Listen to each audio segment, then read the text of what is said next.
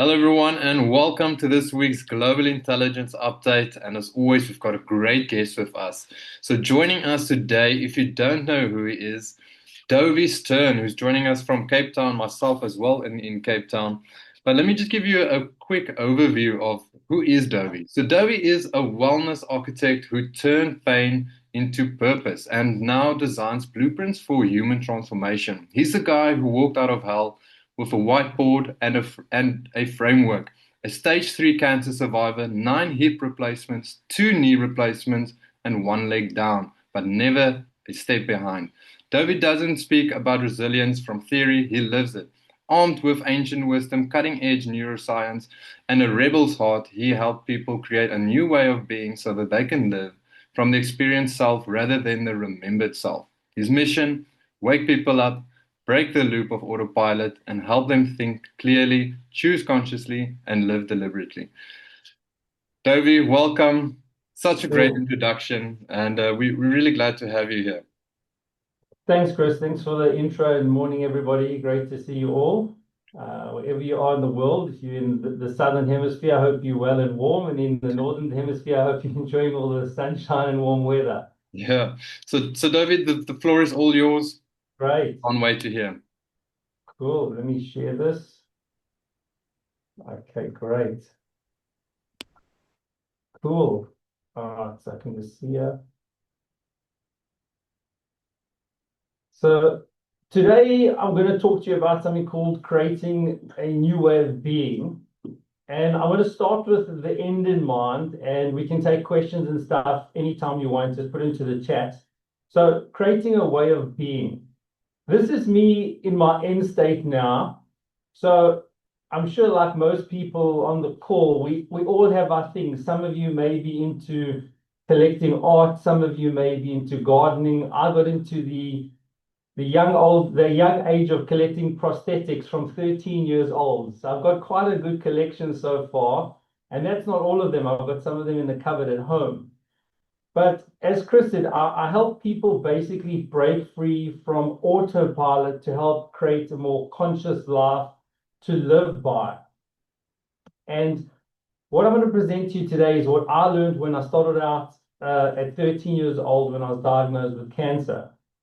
So when I was a youngster, probably like most children, I used to love comic books. Every Sunday morning, the cafe down the road from us always used to get the new shipment of comic books, and for me, it was one of the best things of my week. I used to run down, give them my 5 cents at the time, get my comic book, run home, jump into my bed, and I was glued to the comic book for the whole of Sunday. And what always intrigued me about the comic books was, these superheroes were just normal people like you and me, but they always had a hidden talent, I always thought, inside of them. And it was about their journey of how do I go and find my own little superpower within me. And for me, it's like when you got involved of reading the characters, it's always interesting to understand, is this character going to turn out to a hero or are they going to be a villain? And within each one of us, you're either a hero or a villain. And we'll see later on in the presentation which one is fueling what behavior you're currently working with within yourself. So when I was at school, about 12 years old, a friend of mine always used to bring this book to school. It's by an author called R.J. Montgomery. And this author wrote books called Space and Beyond, and there's a whole series of these. And I always thought that this book was basically a reflection of life. But what was brilliant about these books was how it worked is that you started on a journey in this book. So it'll say you're a captain of 10 spaceships, and they're all going out to explore the galaxies and find out stuff for you. But one morning, one of your ships that's going out to galaxy 652 has broken radio communication and you can't get hold of them. So in the book, it says you're presented with two options. Do you send out another spaceship to go and find that other crew that's lost? because something could happen to them? Or do you wait another day to see if this ship that's lost gets in communication with you? And then you pick a choice, and based on the choice, it takes you into a whole nother story. So these books had, they said, 44 different endings. Now, I'm sure you can all think about something in your life when you've made a choice, and the choice should have gone a different direction, but it went a different direction. If we could all go back to those moments in time when we should have said no to a yes and yes to a no, life would be totally different. And that's the thing, I always look at life. And when I was a youngster, I got very curious about the choices I made and how they'll basically play out in my life. So what happened with me is when I was 13 years old, I started having pains in my right femur. I went to the doctor. The doctor said to me, because I was very athletic, no, you pulled a muscle. Here's some medication and some like reparal gel or arnica. Put it on your leg. Relax from your exercise for a month and come back and see me. So I did exactly that, and I went back a month later, and it was worse. I had a bump now growing on my leg that was worse than before. So I was at a loss, and I didn't actually know what was happening with me. So fast forward another 2 months, I've got now bulge on my right femur. I'm losing weight. I can't run anymore. The doctor says to me, the GP says, go and see the specialist. So I go and see, and he said to me after numerous tests on my body, which shouldn't have actually happened, that I've got something called growing pains, which means that something in my spine is out of alignment and it's making my legs swell. So they put me in traction. You know those medieval things where your arms are behind you and your legs in front and they're twisting you and they're stretching you out. And funny enough is that actually felt great. I felt fantastic afterwards, but the pain didn't go away and this thing kept on growing. Fast forward another 2 months. So this is 6 months now. I'm down to 28 kilos. I'm white as a ghost. And I'm eating Panados like they are Smarties. And no one knows what's wrong with me. Until one day, I go to school and I take a step onto the rugby field. And as I put my foot down, my femur snaps. And at that point in time, the tumor had grown to the size of a full-size rugby ball that was on my right femur. So I had this massive bulge. The prefects take me up to the office. My mother picks me up. I go get crutches. And I sit at home and I still don't know what to do because no one can tell me. Eventually, having this broken femur for about 2 weeks, a pediatrician that the family knows says, come and see him. So I go see him. He's in shock and horror. He says, we have to do a biopsy on you to try and find out what's wrong. So in I go to Johannesburg General Hospital at 13. I have this biopsy and I wake up. I wake up in a bed that's it looked like a medieval bed. It had a metal structure around it. And there's my leg pranced up like this with a pin through my tibia just below my knee. And there's a water weight at the end of the bed.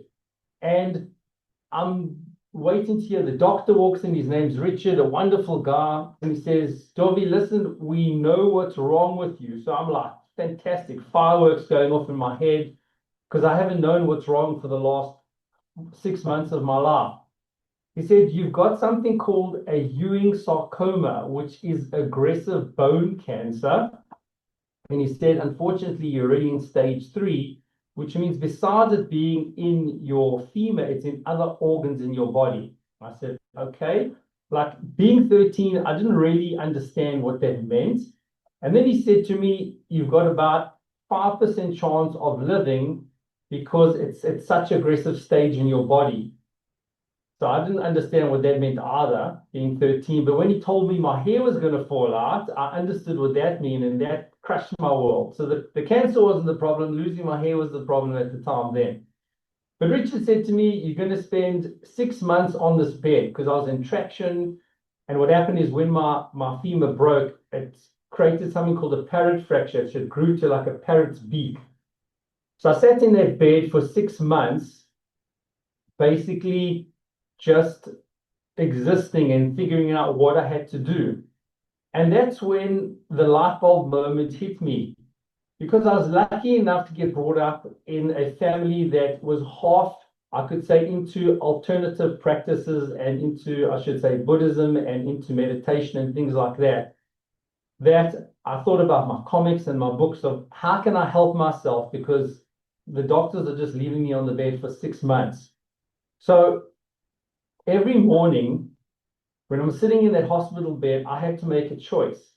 And the choice was quite easy for me. It's basically I have to do something to help myself, or I just wait for the doctors to try and get me healed. Now, at the time, I met some wonderful people on my journey. To give an example, I learned focus for my first time, of how to really focus, from a sister by the name of Sister Pat.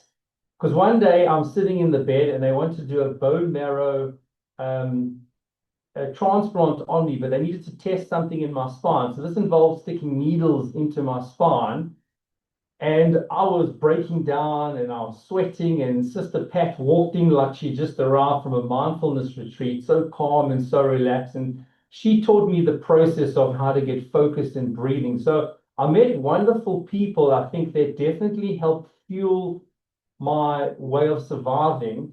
And then I met another doctor who was into alternative health, and I'll tell you what he taught me. So every morning, so think about this now, before I continue, think about something in your own lives right now that you're looking to change for the better. And this is my simple blueprint for getting out of the autopilot and into the conscious realm. So the first thing you have to do is every morning you just have to make a choice. You're going to make a change or you're not going to make a change. You have to take responsibility for your actions. So only you can create this conscious change that you're going to start doing now. You are a responsible person. You have to have the courage, because the courage helps you stay in the pain. And what I mean by that is when you're starting to make any kind of change, which you all know, you'll start feeling niggly. Your body will tell you this is not right. Your brain will say, why am I doing this now? I've already got a routine that's working for us. So you've got to have the courage to make the choice. And you've got to have the discipline. Now, discipline doesn't take away, it gives you stuff. It tells you what you can remove from your life. So discipline is such an amazing skill if you can harness it well. So how did my mornings work when I was sick? So every morning I had to wake up and I had to have a clear vision of who I wanted to be when I'm sitting in hospital. So I had a practice when I was in hospital, and it's like I mentioned earlier, if you want to get over something, what's your vision? So for me, the vision was being healthy and well, sitting on the beach, seeing myself fully alive and embracing life. And every morning I could see that with my eyes closed, and I sat with that vision of mine for at least 15 minutes, and I did it multiple times a day. So I'm directing my brain to say, this is where we're going, this is what we're doing. Now, figure out what that is for you, because as you know, the brain is designed for one thing: survival. Your brain's not there to help you grow, it's not to help you make you successful, it's not to make you happy, it's going to make you survive. And the brain likes to survive by one thing: predictability. So if you're not conscious of what your brain's doing, it will just keep on doing the same thing it's always done. So you need to break the predictability. So wake up, consciously break the loop, have a vision. Oh, this is how I want to be. This is how I have to see it. This is what I want to be like. Once I did that practice, I wanted to connect with myself. So connection is basically a way of getting in touch with you as a human being. To remember, we're all on a journey. There's going to be lots of things that are going to happen, but how do I get in touch with my soul, with my heart, with this wonderful being that I have every single day, just to remind myself that I'm only human and that I've got to take myself to the best places I can on this journey. So for me, it was two simple things, and you can practice them as you want. You can try at home. I used to put my hand on my heart, right? And I just used to feel my heart beating. And I used to close my eyes and just feel love, that I have for myself. I'm being easy on myself, and I'm just connecting and feeling my life source in a simple way to remind myself I'm just human, I'm on a journey, look after me, give myself time, give myself space. And the next thing I used to do is I created like a motto for myself. So I don't know if anybody here has got their own personal motto for themselves, because what the motto did for me is it helped me remind myself of who I am. So my motto was, and it took me a while to figure this out while I was in hospital, is I'm a peaceful warrior in motion. And how that came about is just a lot of brainstorming and figuring out what is it at my core that I am. So I've got a very big pull to Japanese culture and samurai and Bushido and the code of the warrior. And it's things that I embrace in my life. So I always saw myself as a samurai person, a warrior, waking up very calm, very peaceful, but I'm always moving forwards to do something. And when the warrior needs to come out come the katanas and we fight. But generally, that got me connected with my essence of my soul, that I'm this kind of person. And I'm sure you all know what kind of person a samurai is. They're very focused, they're very disciplined, they're very calm, they're ready to fight.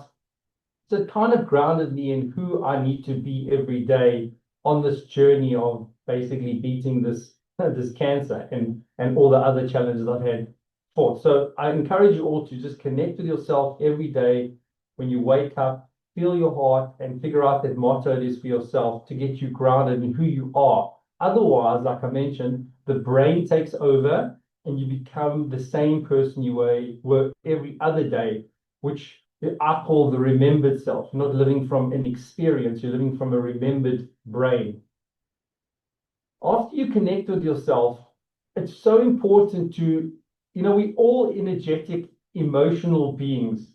And at the end of the day, I believe, what we're all chasing is emotions of feeling good. You want to go out and shop because you want to feel good when you made that purchase. You want to go on a holiday to have that experience to make you feel free. You want to get into a relationship to feel love. So we're all chasing these emotions around us. So for me, being in hospital and sharing a ward with other kids and seeing other kids dying, I had to be very, very clear on what I needed to feel within myself, because I'm surrounded by chaos, I'm surrounded by uncertainty. And for me, there were basically three emotions I focused on every day. The first one is being calm within myself. Being calm that no matter what the doctors told me, I still could keep a equilibrium of being calm. The next one was about being love, feeling love within myself and giving myself the time to go through this journey and know that I've got love around me and support around me. And the last emotion I had was fun. And it sounds kind of strange, but to give you an idea, I used to be like a childhood clown. I used to make people laugh when I was at school. I used to be the naughty boy in the classroom. And I call something called the polarity of the opposite. So whatever emotion you're feeling right now, so if you're feeling fear, get fun or get courage. Do the opposite of the thing you're feeling the most, because that's what your body's asking you for. So if I had to stay in that hospital feeling fearful, feeling uncertain, I would literally just fall apart within myself. So fun was a massive thing for me to do. So the thing about this is you are responsible as a being. So remember the responsibility part. You're responsible for triggering these things in yourself. So I had a practice in the morning. I had a laughing practice. I used to sit in my room and I used to giggle out loud for 5 minutes in the morning. The nurses used to come in. They used to know the practice with me, and we just used to laugh in the room.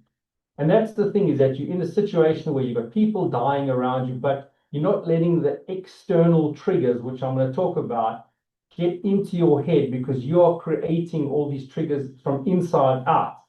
So I had these practices of inner emotion. The next thing was about action. So there's always a part of life that you can stay in your head, but then there's something you have to do.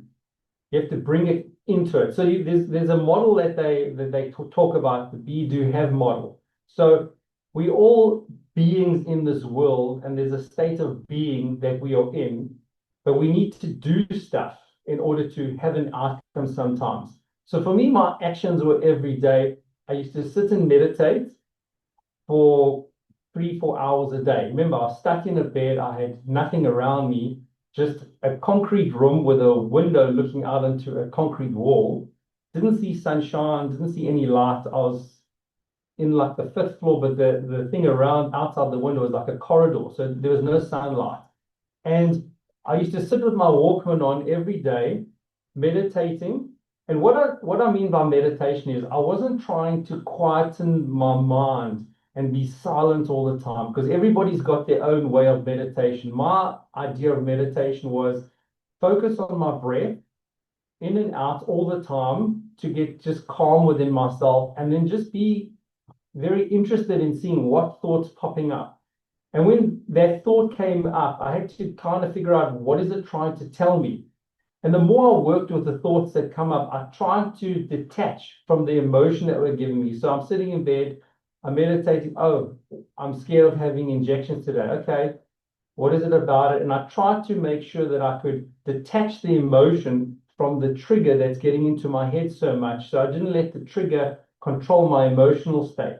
So I did this through breathing. And I got so good at it that, I've had 9 hip replacements, 2 knee replacements, etc. I don't have any painkillers when I have my operations. I get into a zone where I can get in touch with my breathing and talk to my body, and I don't have painkillers and I don't take anything when I go home. So it's just lots and lots of practice. So that was one action. The other action was visualizing. So part of that thing I said about your vision, I used to close my eyes and imagine I was on the beach in the sunshine and I had my Walkman on and the doctors used to come in me and they used to talk when they got into the room and I said, what's wrong? And they said, they need to ask you something. And I said, what are you doing? I'm lying on the beach and you're interrupting me now. You're killing my meditation. And we all used to laugh. But I used to do between meditations, visualizations, different energy work, working with chi. Because it's another big thing I'm very interested in practice because I believe chi is your internal power station. It's always on. You just got to tap into it and help yourself with energy inside. And that used to be my basic actions every single day. And that used to keep me busy for about 6 hours a day because I had nothing else to do. I'm stuck in a bed. So that was the actions that I did. I did lots of writing as well, but the writing came in with reflection. So reflection is probably the best thing in the world you can do because reflection to me helps you get a greater sense of self. It's your awareness. It's like you doing an internal audit on your own awareness. So imagine you could have a report that was, positive, negative. How aware was I of my thoughts today towards where I'm going? Am I going in the negative because I was so worried, or am I going in the positive? So I'm reflecting on how this is going to be for me when I end.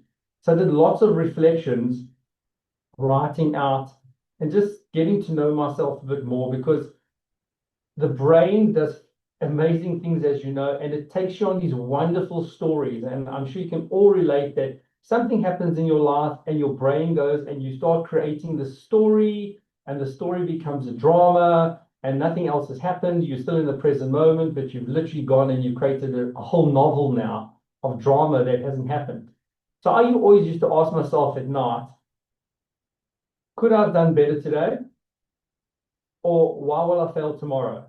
And I had a chart in front of me at the end of my bed on the window, and it was a star chart, like a calendar. And every single night, I used to ask myself, did I do my best in getting that vision alive? Because the vision is about me feeling it, creating it in my head, and connecting with it, and doing 1 or 2 actions. Did I manage to do that today? Did I manage to bring that vision of mine alive today? Yes or no? Great. And then why will I fail tomorrow? And it's a funny question, this, because I always ask myself that because if I get into a habit that doesn't allow me to do what I need to do, I know I'm going to fail tomorrow.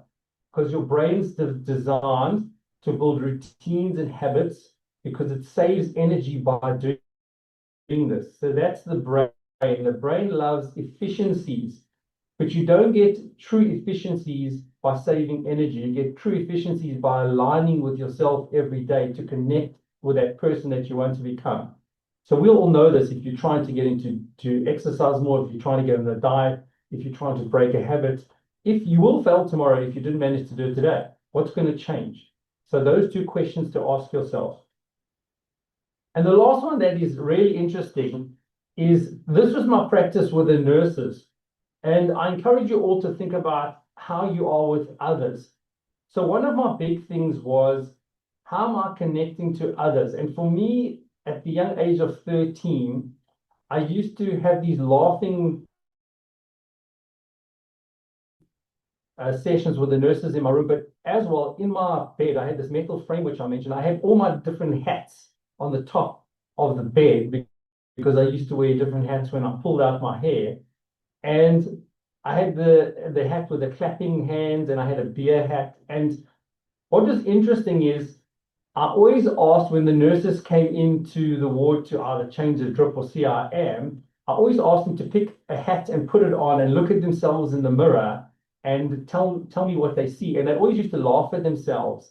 And I found that to be such an amazing quality that the way I'm connecting with these people makes a difference to me because I am responsible for creating an experience of myself I want them to remember. So when you go out today, think about all the different people that you're going to connect with. How are you going to connect in a way that's going to be memorable for them to remember you?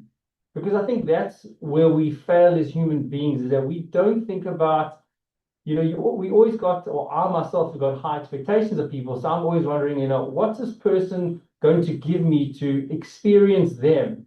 And I've always remembered that incident for 6 months in the hospital ward. And I say I've been in hospital for 10,000 hours over my life.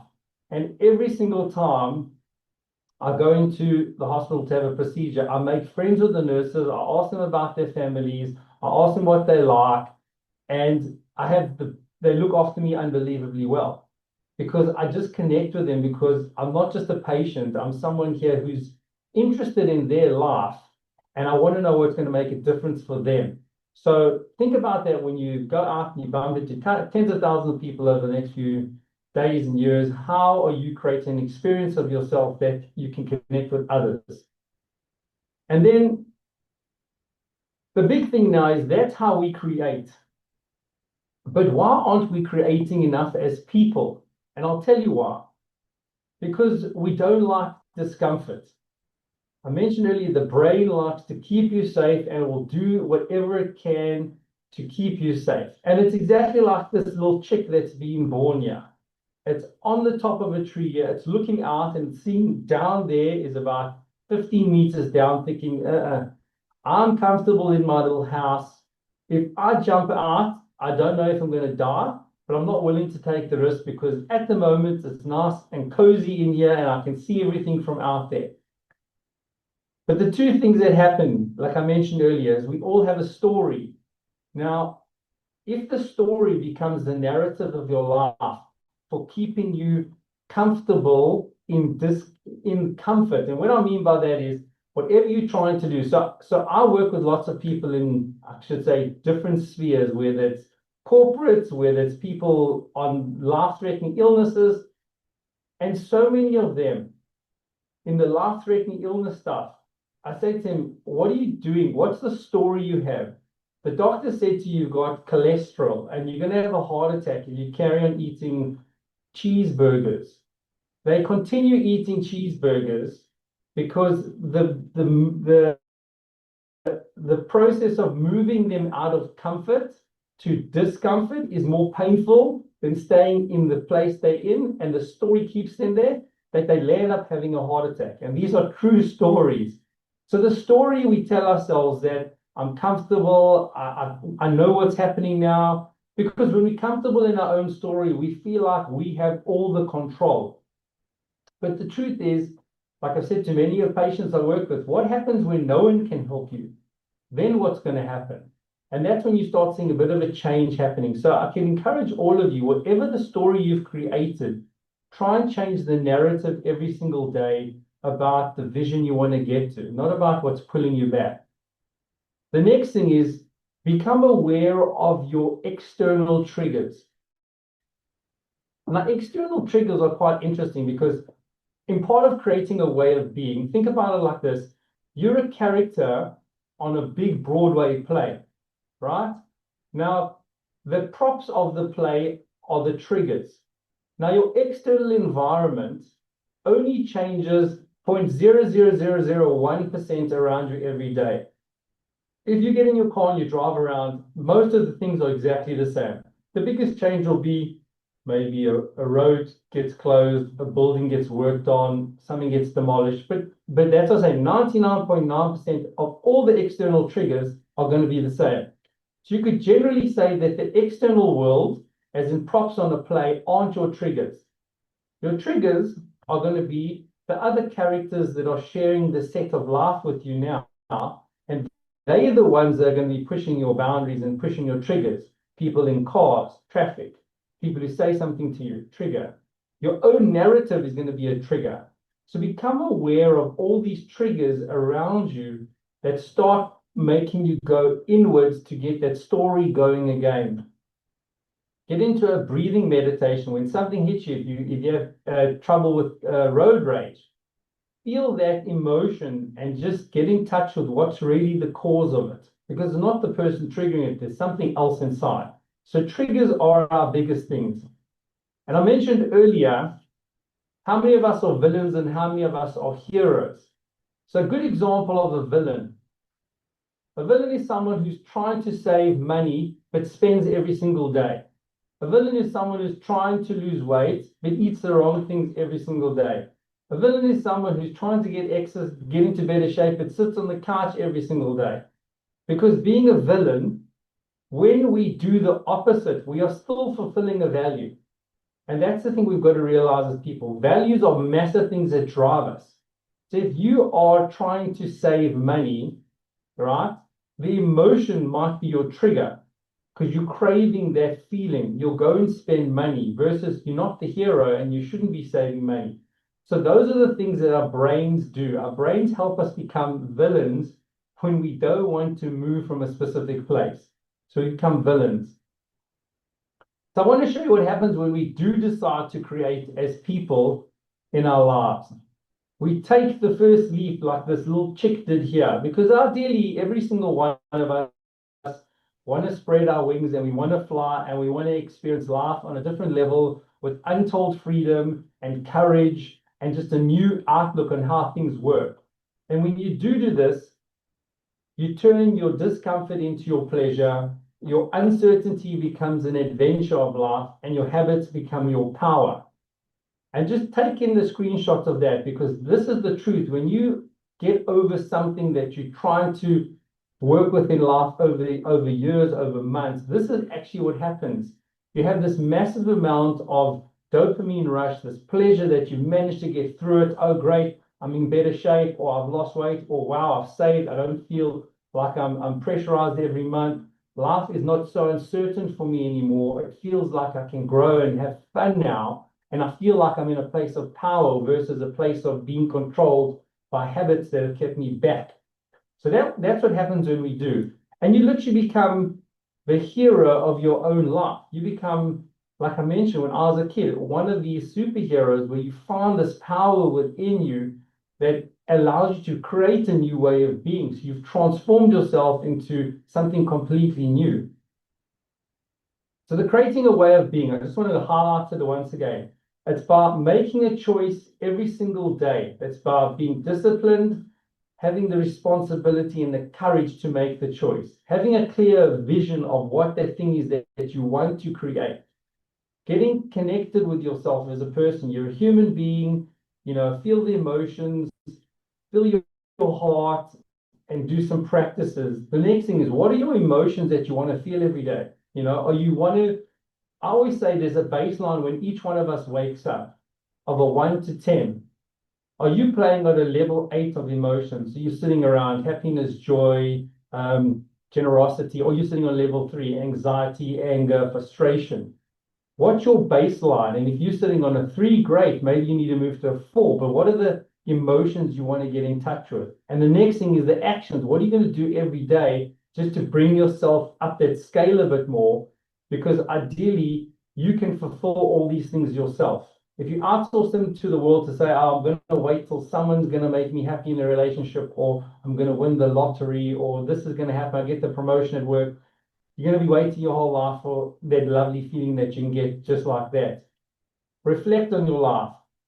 Get a good understanding of who this person is that you're carrying around with yourself every single day. You know, you can control it. You know, I always say, are you controlling your mind? Is your mind controlling you? So how do you get into a place where you can control it to give you the best output and best experience? And the last thing is, every single day you have an opportunity to connect with people, to make them feel fantastic, to give a good experience of you, and bring the best out of people as well. But it's later than you think, right?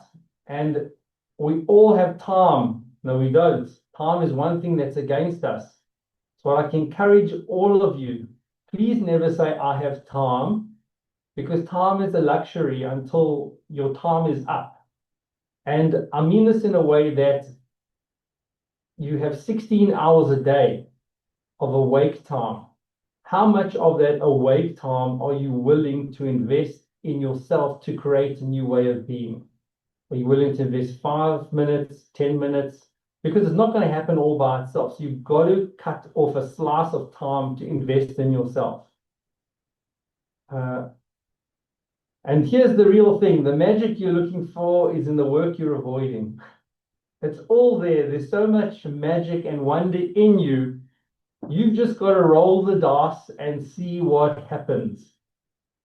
You either sit in your nest and you observe life from how you are today, the remembered self, looking back at your whole life and going over it 100 times to figure out where you went wrong, or you jump out of the nest and become the experienced self, where you create a new way of being, where you can experience life on a different level, and you start creating it as you wake up every single day by creating a new way of being, by doing the 7 steps I showed you. And that is how you create a new way of being. Thank you. Wow, thank you, Dovi. Sharing such an inspirational and motivational story. Really, really awesome. And guys, for the live viewers, please, if you have any questions, drop them in the chat or unmute. You're more than welcome to. We've got Dovi. So if you've got any questions, please ask. But yeah, really great presentation, Dovi. And yeah, for those that didn't know you, now they know you much better. Cool. No, thanks everybody for listening. And yeah, happy to ask any questions. If there's stuff that came up for you while I was presenting that, I can maybe give you some pointers. Yeah, so anyone? Yes. Okay. Good. Jeffrey, hi. Yes, Dovi, thank you very much. Your story is I'm speechless. Thank you. Very incredible. You said something about the habits being power, and I wonder if you could give us examples of what you found to be the most effective habits to develop. Sure. No, great question, Jeffrey. So I mentioned earlier that your brain. So I always like to start with the brain, because that's the actual thing that's controlling our life.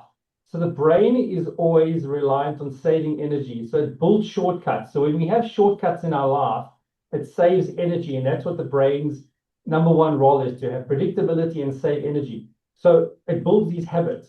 So for me, with regard to building habits, is I always go back to the first question is, I want to create a new way of being. Who am I creating? Now, there'll be some habits that I know that I'm currently doing that aren't helping me get to the person I need to do.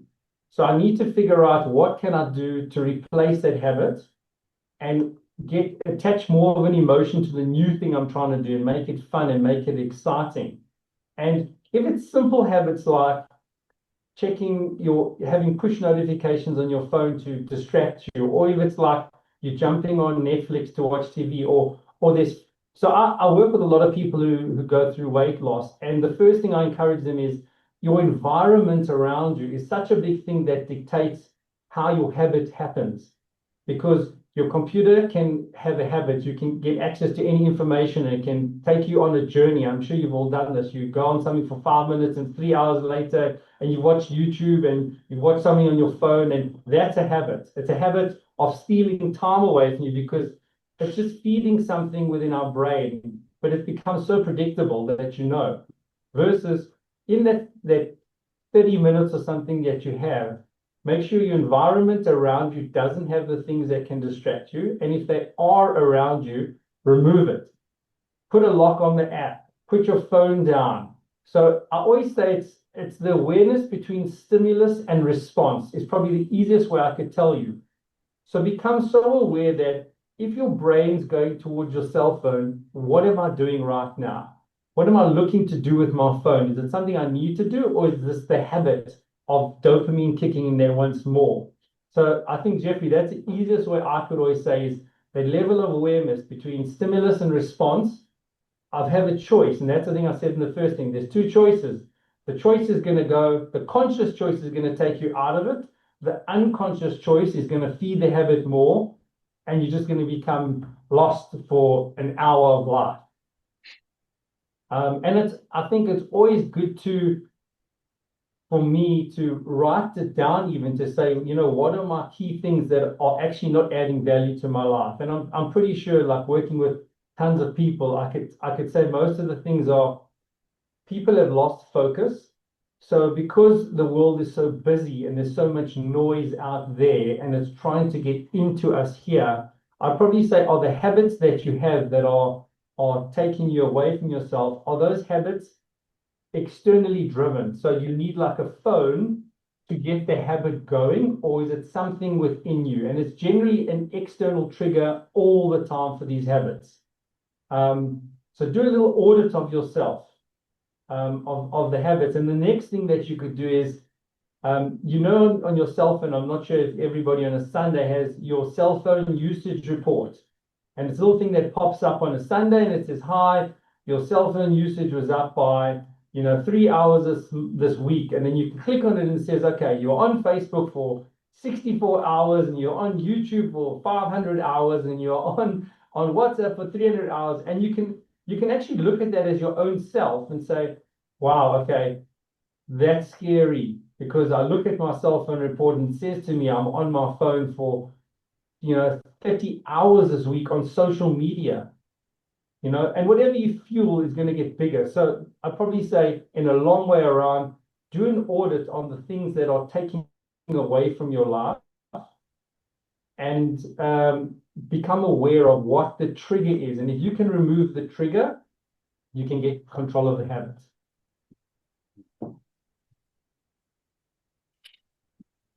Great answer. Anyone else wants to pop anything? Yes, a couple of things. Feeling love, that I think that's very young for a person to want to give themselves. It took me a lot longer to embrace that, and I think it raises a person's vibration rather than being in a negative emotion. A fear of having to go through cancer treatment or into another operation. Is it someone that taught you that, or was it a self-realization, Dovi, for yourself? It's a great question. Thanks, Mark. So I think for me it was twofold. So at the time when I was sick, my mother at the time also had cancer, and she was in Cape Town having a liver transplant. So I didn't have my you could say my love figure around me, and I had a friend of the family who taught me a practice. And they basically said to me, and it actually sounds like an NLP technique about stacking. And what I landed up doing was I put my hand on my heart, I closed my eyes, and I kept on thinking, feeling my heart and connecting to it. And then I kept on thinking about all the memories I have of the past where I felt loved the most in my life. So it would be, I remember like getting a hug from my mother, and I used to feel it in my heart. And I kind of used to grab them and put them in my heart. And I feel that I'm connected with my friends and we love each other and feel it in my heart. And playing with my dogs, which I love, that the emotion of squeezing my dog and feeling my heart. So I used to take previous stored memories that generated love for me and just keep on feeling them every day in my heart. And yeah, so that's basically what I did, and that helps. Okay, yeah, that's brilliant. Yeah, 'cause you're substituting something like your parents' external Yeah, love. You didn't have that, so you're yeah. using visualization and you're using like hugging or touch as a way to bring it into reality, and it's good. Yeah. Because the truth is, the brain, I'm sure like everybody knows, the brain doesn't know the difference between reality and in your head. You generate the same Yeah, emotion of the past, of the terrible experiences you had that you can't get over, that you relive and you feel crap. So you can do the same thing with the good stuff. So it's all there. That's the thing. This thing is a wonderful treasure chest. If we just learn to use it right, we get the best stuff within us instead of being this autopilot person. distracted Distracted. autopilots. Yeah. Yeah, I think people are not ready, either not ready for that healing process, or it's too painful, something along those lines. That there's a blockage. I think the other thing is too, like to be able to. I think you touched on it, and to overcome a negative, like changing habits. So you're sitting in a negative space. I've got this negative habit, and then how do you break that negative habit? I think that's another good point you bring up. Um, to to look beyond, like it could be a hurdle for me to change a habit. I have to get over a hurdle, and it's fear or whatever, and then to raise what it's going to be like on the other side. That the benefits, to lift up the benefits, to use the visualization to overcome the hurdle of those barriers. Mm. I don't know if that makes sense or not, but Yeah. 100%. There has to be there's basically there has to be such a pull to get you to feel that way. There has to be such a pull within you that you want to break it because it's going to give you something else. What's that pull going to be?